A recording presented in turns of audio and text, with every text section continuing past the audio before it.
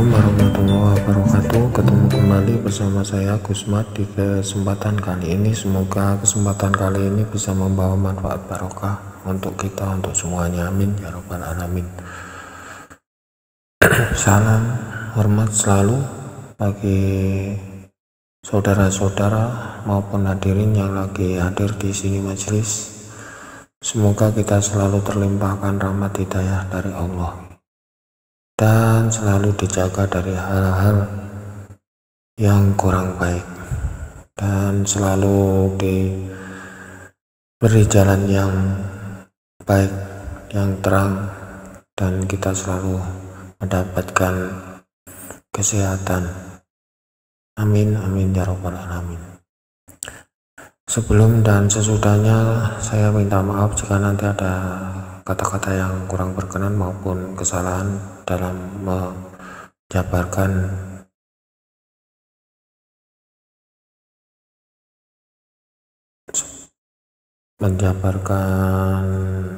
ini nanti.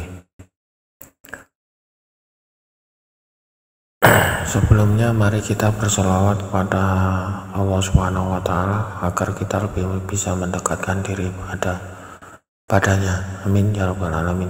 Bismillahirrahmanirrahim. Allahumma sholli ala Muhammad ya Rabbi sholli alaihi wasallim. Allahumma sholli ala Muhammad ya Rabbi sholli alaihi wasallim. Allahumma sholli ala Muhammad ya Rabbi sholli alaihi wasallim. Fatihah. Bismillahirrahmanirrahim. Alhamdulillahirabbil alamin arrahmanirrahim maliki yaumiddin. Iyyaka na'budu wa iyyaka nasta'in. Ihdinas siratal mustaqim.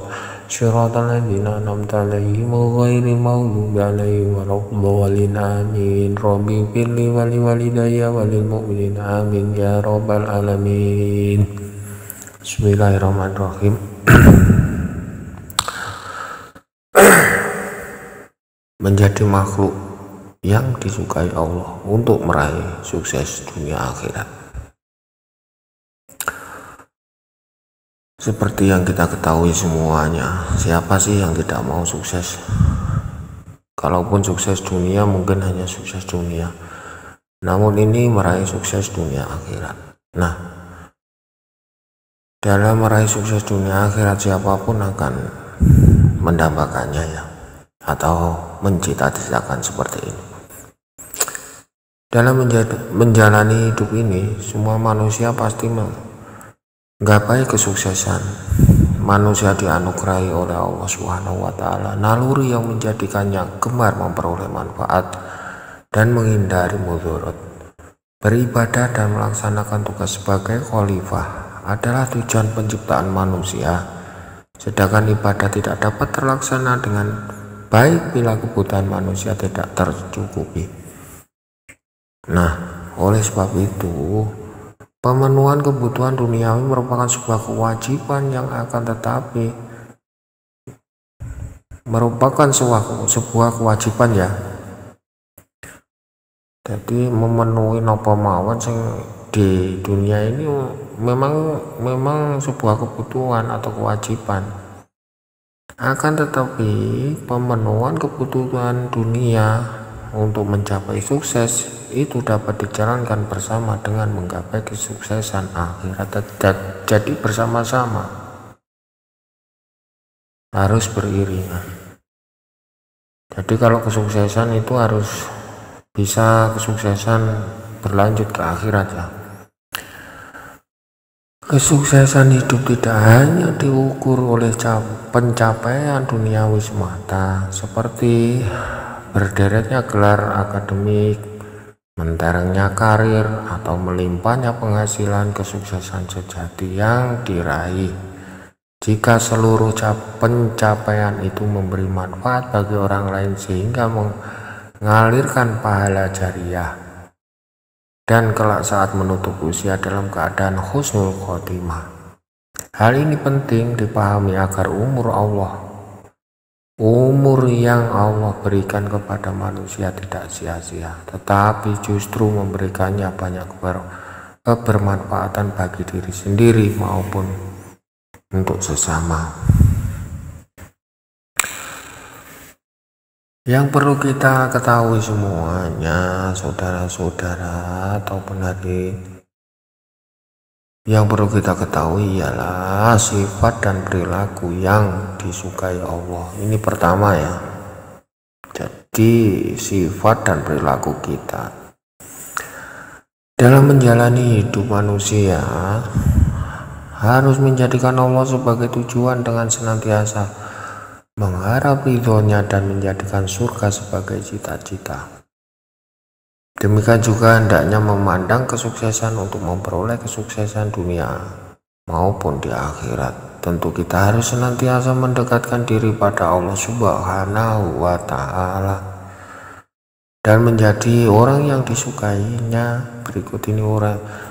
Jadi kita itu harus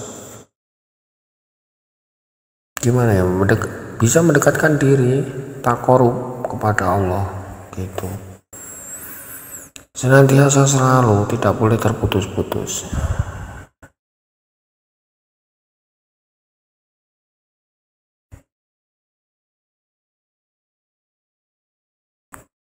Seperti kata al-muhsinin adalah bentuk jamak dari kata muhsin yang terambil dari kata ahsana, ihsana. Itu Rasulullah SAW menjelaskan makna ihsan sebagai berikut: engkau menyembah Allah seakan-akan melihatnya, dan bila itu tidak tercapai maka yakinlah bahwa dia melihatmu. Ini seperti yang diriwayatkan oleh HR Muslim. Dengan demikian, perintah ihsan bermakna perintah melakukan salah aktivitas yang benar dan positif, seakan-akan kita melihat Allah, atau paling tidak selalu merasa kita ini diawasi oleh Allah Subhanahu wa Ta'ala, selalu diawasi. Jadi seperti itu. Al-muttaqin atau takwa diartikan sebagai perbuatan atau menghindari ancaman dari siksaan Allah Subhanahu wa Ta'ala dengan jalan melaksanakan perintah-perintahnya dan menjauhi larangan-larangannya.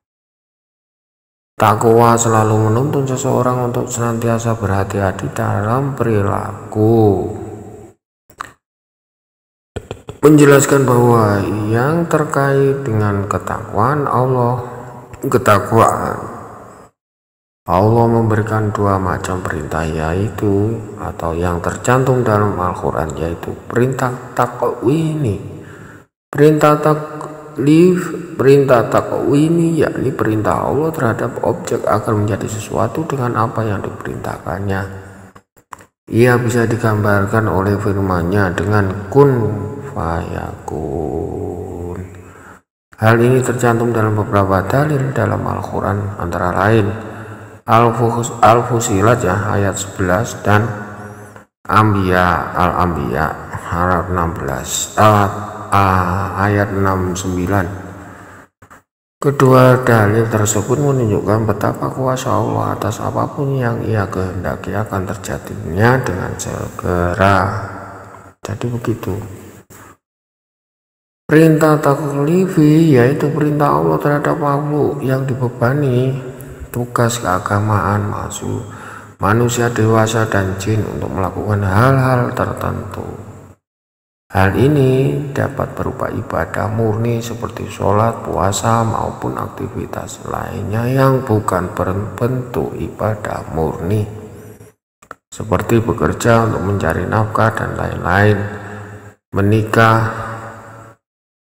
Dalam konteks berinteraksi dengan sesama manusia terdapat suatu pepatah terkenal, yaitu sebanyak Anda menerima, sebanyak itu pula hendaknya Anda memberi. Jadi begitu. Saake-ake awake dhewe nrimo, nggih saake-ake awake dhewe ngowehi. Sebanyak-banyak Anda memberi atau menerima, sebanyak-banyak itu pula Anda memberi. Namun demikian Allah tidak menuntut hal tersebut. Allah Sang Maha Pemurah dan menurunkan firman-Nya dalam ayat Taghabun 16 yang artinya, maka bertakwalah kamu kepada Allah menurut kesanggupanmu, dan dengarlah serta taatlah, dan nafkahkanlah nafkah yang baik untuk dirimu. Dan barang siapa yang dipelihara dari kekikiran dirinya, maka mereka itulah orang-orang yang beruntung. Jika kita hendak membicarakan prioritas dalam konteks ketakwaan yang diasumsikan dan ilustrasi berikut ini.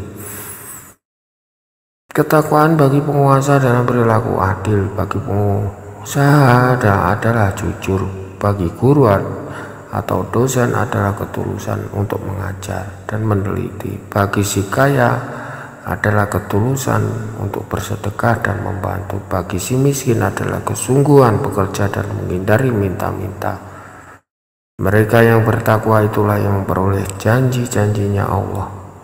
Dalam At-Tolak 23 yang menjelaskan bahwa Allah memberikan rezeki dan jalan keluar atas setiap permasalahan bagi hamba-hambanya yang bertakwa dan tawakal kepadanya.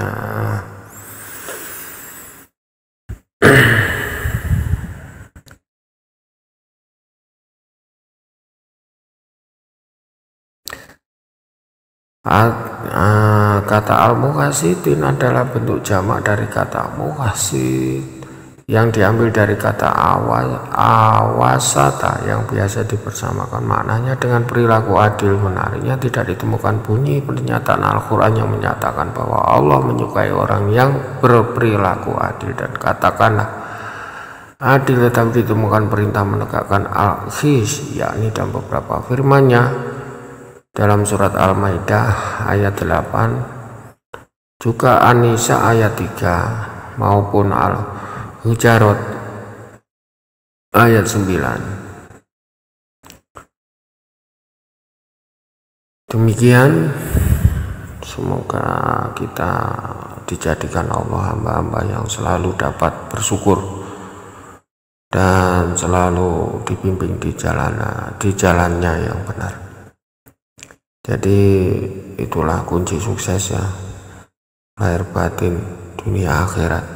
Masih banyak yang belum saya jabarkan di sini karena memang ilmu Allah itu luas. Seandainya lautan pun untuk dijadikan alat ilmu Allah itu, kita sebagai hamba seharusnya bisa memahami ini semuanya. Semoga kita selalu dijadikan hamba-hamba yang selalu istiqomah dalam menjalankan segala perintah-perintahnya. Amin ya robbal alamin. Jika tutur kata saya ini tadi ada keliruan maupun ada kesalahan, saya mohon maaf yang sebesar-besarnya. Allahumma sholli ala Muhammad ya Rabbi. Atau kertas tidak akan bisa tercukupi untuk menulis. Begitulah. Alaihi wasallam. Allah